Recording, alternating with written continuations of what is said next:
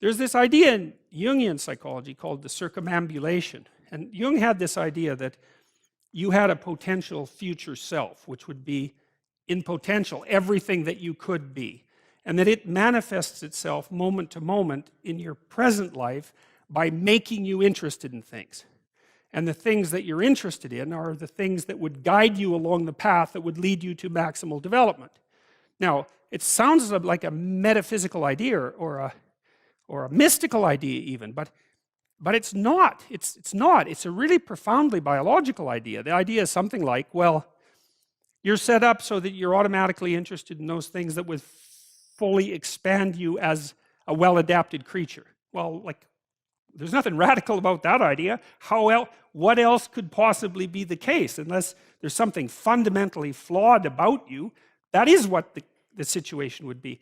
It's kind of interesting to think about how that would be manifest moment to moment, but the idea is something like, well, your interest is captured by those things that lead you down the path of development.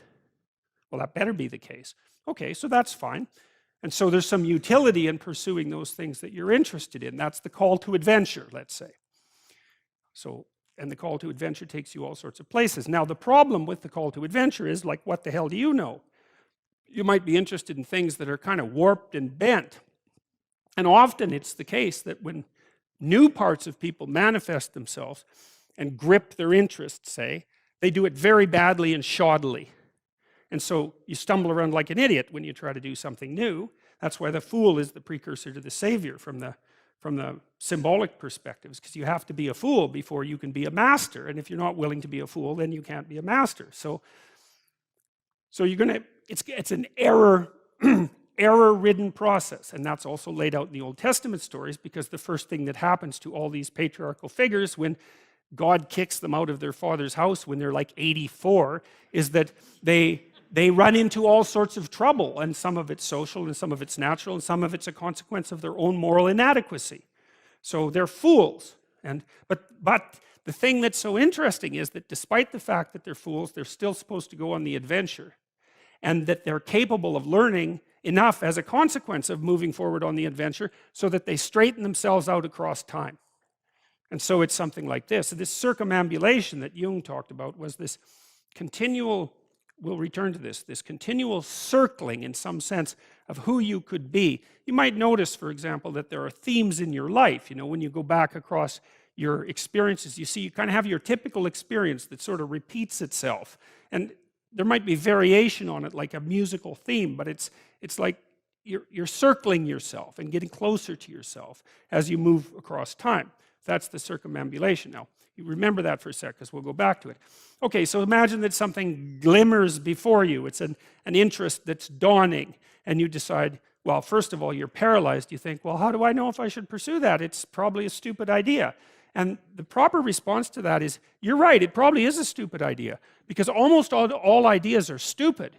And so the probability that as you move forward on your adventure that you're going to get it right the first time is zero. It's just not going to happen.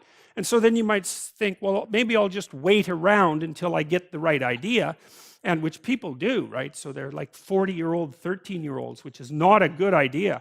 And so they wait around until it's waiting for Godot, until they finally got it right. But the problem is you're too stupid to know when you've got it right. So waiting around isn't going to help, because even if the perfect opportunity manifested itself to you in your incomplete form, the probability that you would recognize it as the perfect opportunity is zero. You might even think it's the worst possible idea that you've ever heard of anywhere. Highly likely. Highly likely. So you have, Nietzsche called that a will to stupidity, which I really liked. So, because he thought of stupidity as being, you have to take it into account fundamentally and work with it. And so you can take these tentative steps on your pathway to destiny, and you can assume that you're going to do it badly. And that's really useful, because you don't have to beat yourself up. It's pretty easy to do it badly. But the thing is, it's way better to do it badly than not to do it at all. And that's the continual message that echoes through these historical stories in Genesis. It's like, these are flawed people. They should have got the hell out of their house way before they did. And they go out and they stumble around in tyranny and famine and self-betrayal. And and violence, but it's a hell of a lot better than just rotting away at home. And that's great, so that's good. And so why is that? Well, okay, so you start your path and you think that you're heading, towards your star. And so you go in that direction. And then, because you're here, the world looks a particular way, but then when you move here, the world looks different, and you're different as a consequence of having made that voyage. And so what that means is that now that thing that glimmers in front of you is going to have shifted its location, because you weren't very good at specifying it to begin with, and now that you're a little sharper and more focused than you were, it's going to reveal itself with more accuracy to you. And so then you have to take it's almost like a 180-degree reversal. But it isn't, because, you've gone this far, and that's a long ways to get that far.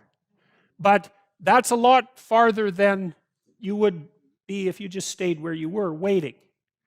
And so it doesn't matter that you overshoot continually, because as you overshoot, even if you don't learn what you should have done, you're going to continually learn what you shouldn't keep doing.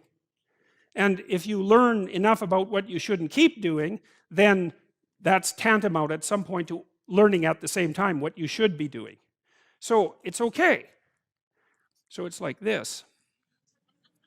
Now, what's cool about it, though, I think, is that as you progress, the degree of overshooting starts to decline, right? And that we know that there's nothing hypothetical about that. As you learn a new skill, like even to play a song on the piano, for example, you overshoot madly. You're making all sorts of mistakes to begin with, and then the mistakes,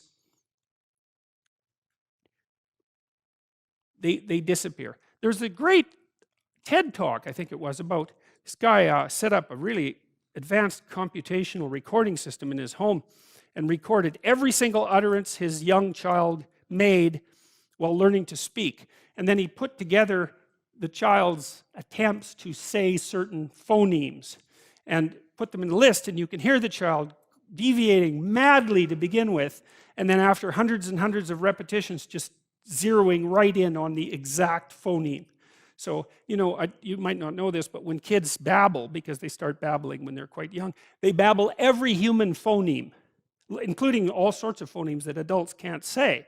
And then they die into their language, so that after they learn, say, English, then there's all sorts of phonemes they can no longer hear or pronounce. But to begin with, it's all there, which is really quite interesting. But so as they learn a particular language, they zero in on the proper way to pronounce that, and their errors minimize. And every time you learn something, that's how it is. And that's really useful to know, too, because it means that it's okay to wander around stupidly before you fix your destination.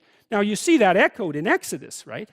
Because what happens is that the Egyptians, or the Hebrews, escape a tyranny, which is kind of whatever you do personally and psychologically when you escape from your previous set of stupidly held and ignorant and stubborn axioms.